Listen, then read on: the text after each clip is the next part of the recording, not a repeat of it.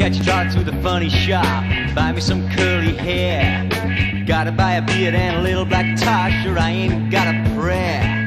Take a little trip to the copyright man, see if he can spare a top 10 record.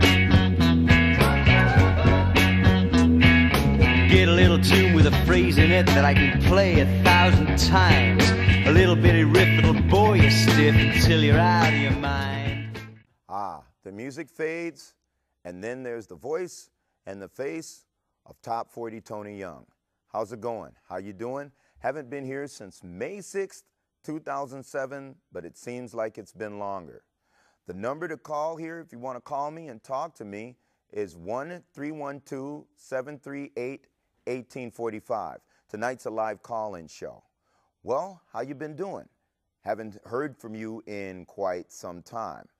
I'm a little bit slipshod on my research because I kind of got the word to come in a little bit late earlier this week.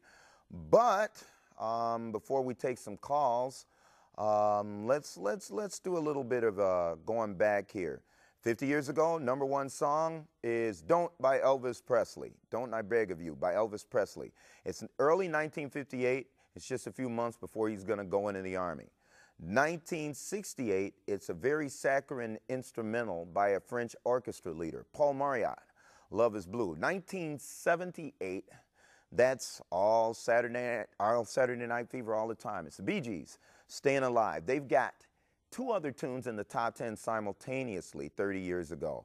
"Night Fever," which eventually goes to #1, and "How Deep Is Your Love," which was #1 at the end of December of '77 and was still in the top 10.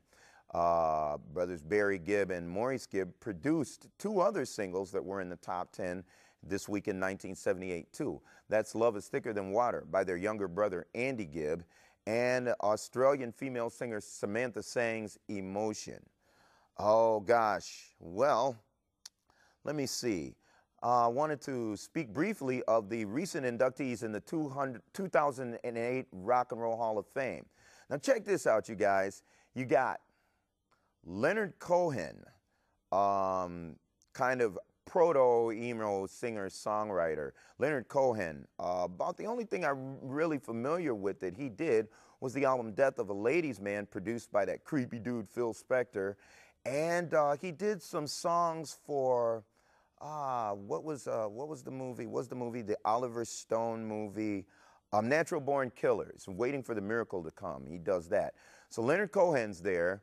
The instrumental group from the early 60s, The Ventures, they've been inducted.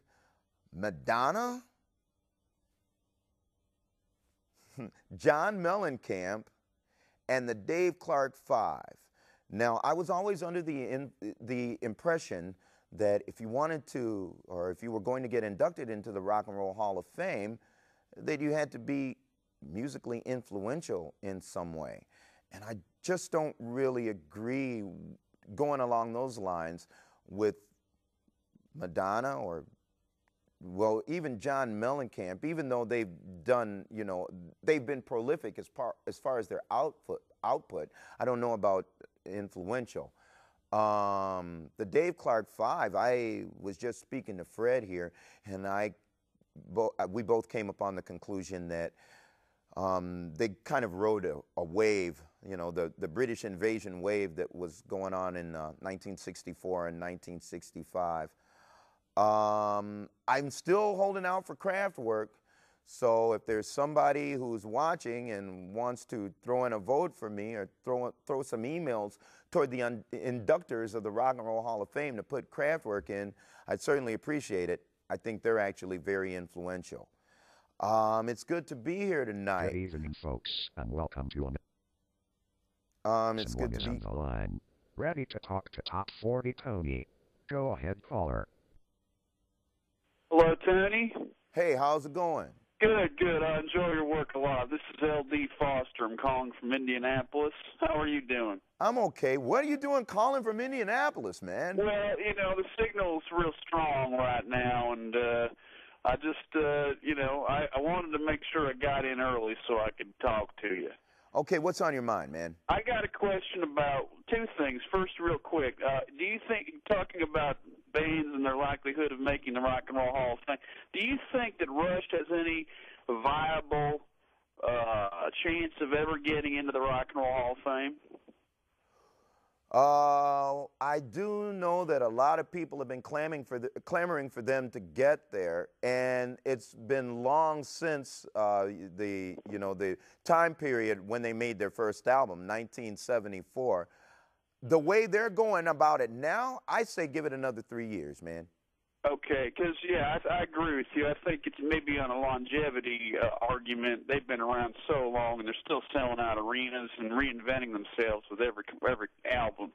They make it a point never to do the same type of album twice. Okay, now can you Very ask me your unique next in that question? way. Not necessarily commercially humongous like Madonna and John Mellencamp, who I agree with you. Even though John's from my home state, he ain't that influential. Real quick though, Bubble Puppy. Right on, man. That original tape. What was that? Hot Smoking Sassafras. Oh yeah, Hot Smoking Sassafras, the Gathering of Promises by the Bubble Puppy. Yeah, sometime during the 1980s, I guess some of International Artists' masters ended up being misplaced. Hello, Tony? Yeah? Oh, we lost the guy. But anyway, if you're still watching, sometime during the 80s, some of the International Artists' masters got misplaced, got lost, and they can't find them. That was Leland Rogers Record Company. Leland Rogers was Kenny Rogers' brother. And it wasn't the greatest or the most impeccably run of operations. And so you could see why that kind of thing would happen. I mean, the record company was only in existence for 4 years, from 1966 to 1970. He talked about Bubble Puppy. They left the label, and 2 years later, they became Demian and recorded for ABC. But that album didn't go anywhere. Someone is on the line. Ready to talk to Top 40 Tony. Go ahead, caller. All right, you're on the air. I've got you here. Hello? Hey, how's it going, man? Tony. Yeah. Hey, it's PJ. Hey, what's up, PJ? What you doing? How you doing? I'm fine, huh? How's Like the everything shirt? going? What's I'm on your with Kelly and a couple friends from Chicago here. Yeah, oh yeah, you and Kelly. What's on your mind, PJ? What do you want to ask me about, dude? On the TV, it's weird. What? Not much. How's it going? Oh, everything. So we got some birthday questions we want to ask you. I knew it was going to happen eventually. Go on ahead. All right, Jamie, what's your birthday? July 13th, 1982. All right, July 13th, 1982. July 13th, 1982. That tune would have to be Don't You Want Me by the Human League. Now, I know Fred is getting excited in the studio there because he likes those guys. Yeah, it was #1 for a couple weeks, man. It's the song that's #1 in between Ebony and Ivory and Eye of the Tiger. Okay. All right, what's up? Now we got another one. Ben, what's yours? June 2nd, 1982. June the 2nd, 1982. By then, it's actually Ebony and Ivory. Ebony and Ivory goes to #1 at the end of May of 1982, and it stays there for 7 weeks. All of June and through the first couple of weeks of July, it's #1. All right. Well, that's basically all I have. Hey, Kelly wants to ask you something now. All right, go on ahead. Okay. Make it quick, you guys. How's it going, Kel? I'm good. How are you? I'm fine. Good to see you. Okay, I got to get away from the TV because there's feedback. I've asked you this a million times, so tell me again. October 23rd, 1979. October 23rd, 1979. I believe at that point, let's see. Okay, now this one kind of confuses me sometimes. It's right. Don't stop till you get it. Ride by Herb Alpert.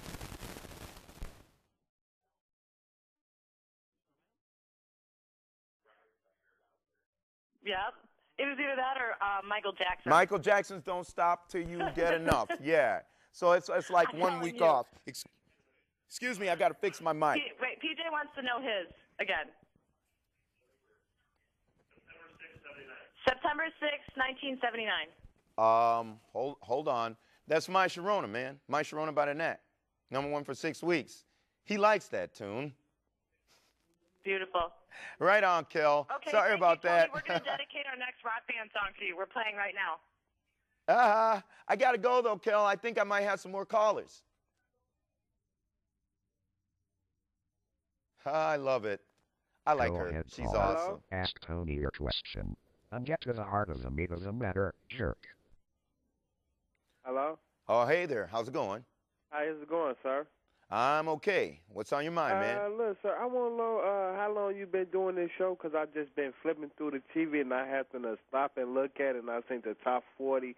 I want to know what y'all program talking about, rap, like, or other typical music. Pop, rock. It's a live call-in show. Pop. People call up and ask me about questions about pop, rock, R&B, soul. Rap here and rap here and there. Is this the first time you've ever tuned in?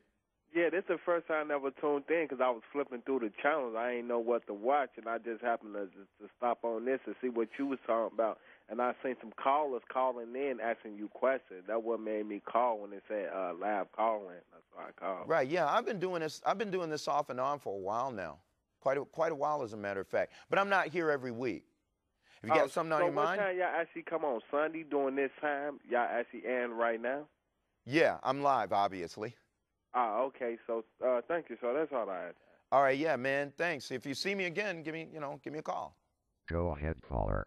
Ask Tony your question. All right, we got you here. Yeah, Tony, this is Mike. Hey, what's going on, man? You got to turn down your TV set, though. I can hear myself reverberating over the monitor speaker. Could you turn your TV set down? Yeah. All right, thanks, man. People, please stop. Yeah, I was going to ask you about my birthday, May 30th, 1986. May 30th, 1986. Oh, boy, what do we got going on there? May 30th, 1986. This one's going to be kind of hard for me. May 30th, 1986. May 30th, 1986. No. It's not When Doves Cry. Gosh, actually somebody has me here. I wanted to say it was. Do I get a prize? What was that? Do I get a prize? Yeah, I think you got me, man. I can't remember it right now. Now, if I do it by the end of the show, keep watching the show. If I think of it by then, I'll let you know. But I'm drawing a blank right now, believe it or not. I hate when that happens. It happens to me sometimes. Wow. This is the only time I've ever drawn a blank. And I don't want to give him the wrong answer. All I have to do is count back from There'll Be Sad Songs to Make You Cry by Billy Ocean, and I'll probably hit it. All right. Well. I would like to recommend and suggest that whenever you play your show, you should probably, put on the show that it's not live, that it's pre-recorded, because I was trying to call and express my views, and that's kind of whack. Fred, I can't really express my views on the air because, I'm being made to believe that it's actually live when it's not. So Fred, probably next time you might want to, Fred, let's get to these questions, huh? That's a waste of time. I got a question here. There's a guy, his name is Glenn Thrasher. He wrote me a question, and the question goes something like this. He says, were the Osmonds a Jackson 5 ripoff? Yes. Now, we've got Don, who writes, who wrote Run, Joey, Run?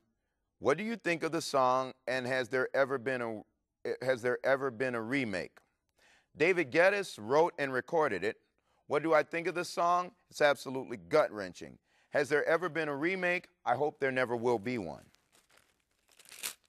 And we have one more question here. Chip Baffa writes, what are Billy Preston's biggest hits? He had 4 songs going to the top 4. 2 instrumentals and 2 vocals. The 2 vocals went to #1. Will It Go Round in Circles in 1973 and Nothing from Nothing in 1974. The 2 instrumentals were Out of Space in 1972 and Space Race in early 1974. He gets label credit with the Beatles' for Get Back. That went to number 1 in May of 1969. There's the 3 questions. Now, who watched the Grammy Awards? Caller, ask Tony your question. Oh, good. I got a caller. Cool. Caller, you're on the air. Yeah, I just wanted to ask January 13, 1970. January 13th, 1970. January 13th, 1970 on Billboard's pop charts is Raindrops Keep Falling on My Head, written by Hal David and Burt Bacharach. B.J. Thomas from the movie Butch Cassidy and the Sundance Kid, movie with Paul Newman and Robert Redford. Oh, that's some good insight. Thanks. All right, yeah. Hey, that's And I get to actually. the heart of the meat of it. Hello? Hello there. How's it going? Hi, how you doing? I'm fine. All right. I might be like a little bit old school, but I'm not sure. I wanted to know whatever happened to Redhead Kingpin. Whatever happened to whom? I couldn't understand what you said. Redhead Kingpin, the rapper. I still couldn't understand what you said. A Redhead Kingpin, the rapper. Whatever happened to him? I don't know, man. I have no clue. Something. We had another caller? Hello? Go ahead, Hello? caller. Yes, I want to know your opinion on Barry Manilow. You want to know my I know he opinion? got into the Songwriters Hall of Fame, and I was noticing that he doesn't really write the songs. He writes them with like 100 different people. Yeah. So you're asking me. Yeah, I just wonder, like, if people are aware of this, that he's not even writing like the major hits. He didn't even write them, and the ones that he did write, he wrote with a committee, like 10 other people. What do you think of Here that? and there, yeah, Ron Dante and all sorts of other people. Yeah. Well, what's your issue with that? Well, when they inducted him into the Songwriters Hall of Fame, he was like the only person up there taking all the credit for everything, and I don't think that's right. I think he should be exposed for what's going on. He's not writing the songs. Like, since he wrote that song, I Write the Songs, people think that He didn't write that writes the song, songs, and it's though. not true. Bruce Johnston from the Beach Boys wrote that tune. Right. Yeah. Most of his biggest tunes, believe it or not, weren't written by him. Right. As a matter of fact, I do agree with you. I can understand where you're coming from. Believe it or not, James Taylor's like that too. He's considered to be a singer-songwriter, and most of his hits have been songs that were hits for somebody else. Really? Yeah. Mm-hmm. Well, I just wanted to use your forum to let everybody know that I think Barry Manilow's kind of fooling everybody. Well, if it's taken you this long to figure that out, you know what I'm saying, man? Yeah, but he was kind of a charlatan back then, dude. I mean, he was playing at Continental Baths with Bette Midler. Yeah, man. Barry Manilow, man. I love it. I'm getting a lot of calls tonight too. That's cool. Somebody else there? Yeah. What's up, man? Hey, how you doing? I'm okay. What's on your mind, man? I was wondering what was the hit on June 23rd, 1966? June 23rd, 1966. June 23rd, 1966. That's a double-sided single. It's a Beatles single, Paperback Writer in Rain. Goes to number 1, falls out at number 1 for a week, and then it goes back. It flip-flops in and out of number 1 with Frank Sinatra's Strangers in the Night. You got that? Paperback Writer by the Beatles, man. Ask Tony your question. Yes, I was wondering about November 24th, 1950. November 24th, what year? 1950. 1950? Yeah. Wow, that goes before my time period. I started what they consider to be the beginning of what's generally considered to be the beginning of the rock and roll era, which would be January of 1955. Now, November 24th of 1950, it's probably like Good Night, Irene by Gordon Jenkins and the Weavers or something like that, Okay, so what about some more recently, December 27th, 1989? What year? 89. December of 1989? Yeah. December of 1989, that's, I think that was the last record that Chicago had to go to number 1. I think it's Look Away by Chicago. Oh, okay. This is after Peter Cetera left and everything like that. All right, you got that, man? Yep. All right, thanks a lot, man. Thanks for the call. I appreciate it. Man. Head caller. Ask Tony your question. All right, I'm right here. You're on the air. Hello. 1994, May 22nd. May 22nd, 1994? Yeah. May 22nd, 1994. Ooh, okay. That means I got to go back some. Oh, boy, 1994. These are, when you get up into the late 90s, it gets to be a little bit hard. And that one I'm having a hard time remembering, too. Sorry about that. We have a busy signal. Hello? Yeah? Yes, hi, my name is Kalia. I would like you to look up my birthday, August 20th, 1976. August 20th, 1976. Is that what you said? Did you say August 20th, 1976? Yes. Don't Go Breaking My Heart by Elton John and Kiki D. You were born on a Friday. That would be Friday, August 20th, 1976. Right before I get ready to start high school. What's with all the birthday questions, man? I haven't been getting these for a while, and now you wait to flood me with them? Someone is on the line. Ready to talk to Top 40 Tony. I'm all ears. Go on ahead. Got another birthday question for you, Tony. Who wants? All right, what is it? September 27, 1978. September 27th, 1978. Okay, that's right after Boogie Oogie Oogie. It's right after Boogie Oogie Oogie, so I'm guessing it's, wait a minute, it's right after Boogie Oogie Oogie. I think it's Kiss You All Over by Exile. I think because that's the tune that knocks Boogie Oogie Oogie out, and it's number one for all 4 weeks, the end of September and in the October. I think it gets knocked out by Hot Child in the City by Nick Gilder. I think that's how it goes. All right. All right, there you go, man. Birthday questions galore, huh? Anybody else out there? Yeah, I have a birthday question too. November 1964. What week? What date? November 12th, 1964. November 12th, 1964. November 12th, 1964. That's, oh, wow, Diana Ross and the Supremes. They were just the Supremes at the time. It was their second #1 single, Baby Love. Okay. It's #1 for 4 weeks. Written by Holland Dozier and Holland, Brian and Eddie Holland, and Lamont Dozier. All right, thanks a lot, man. You got it. One more. I like this. This is, at least they're brief. Someone is on the line. Okay, go on ahead. You're on the air. April the 3rd, 1984. What? Say that again. April the 3rd, 1984. April 3rd, 1984. 1984. Yes. Okay, April 3rd, 1984. Yeah, that's after Jump. That's after Jump. It's after Jump by Van Halen. I think it's Footloose by Kenny Loggins. Turn your TV set down, man. I can hear myself echoing. All right, you got it? Yo. All right, yeah, I'm here. Hey, this is, I got a two-part question. Go ahead. Okay, all right.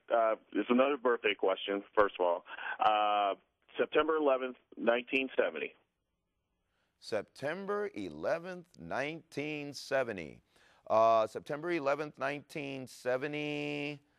That is right around the time when Ain't No Mountain High Enough by Diana Ross begins the 3-week one at #1. It's #1 for 3 weeks. Serious? Yeah, Wow. Yeah, that was her first #1 single as a solo artist.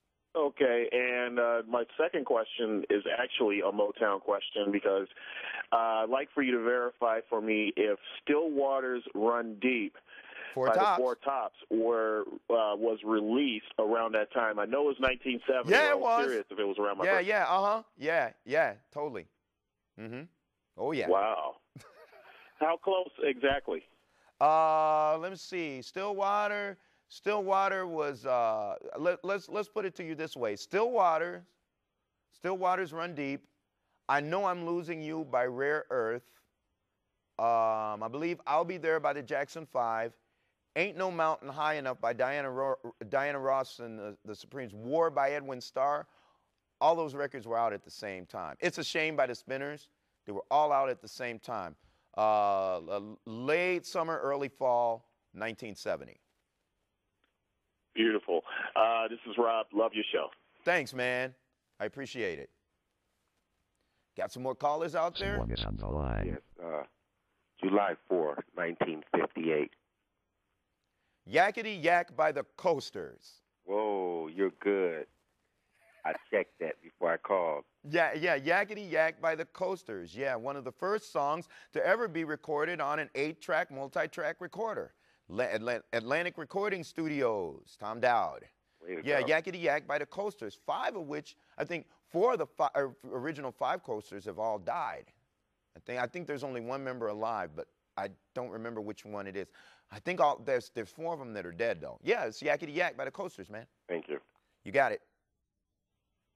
Ready to talk to Top 40 Tony. Go ahead, caller. All right, you're on the air. Hello, Tom. You didn't finish my question. It's May 22nd, 1994.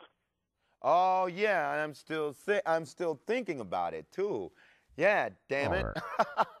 Oh man, usually I don't mess these up. 1994 was May 22nd, 1994. That would be, let me see, I'm trying to think now how long ago that would be. That's like, gosh, 14 years ago. May of 1994. Oh, I gotcha. I remember it now. I believe it's actually the group from Sweden called the Ace of Base. I think it's the Sign, because it bounces in, it goes to number 1, bounces out for Bump and Grind by R. Kelly, and then it returns. It sits in the top 10 for like 4 or 5 months. All right, you're on the air. Go ahead. Hold on. I'm ready to talk to Top 40 Tony. Go ahead, caller. Okay, go on ahead, caller. You're on the air. Yeah, let me get December 2nd, 1977. December 2nd, 1977. You Light Up My Life by Debbie Boone. If you're going to ask me questions from 1977, don't ask questions from 1977, because most of those records are all bad. Someone is on the line. Go on ahead. Yes, February 24th, 2008. I haven't looked at a magazine yet. Besides, Billboard doesn't publish its magazine, doesn't get into the hands of people until Monday anyway.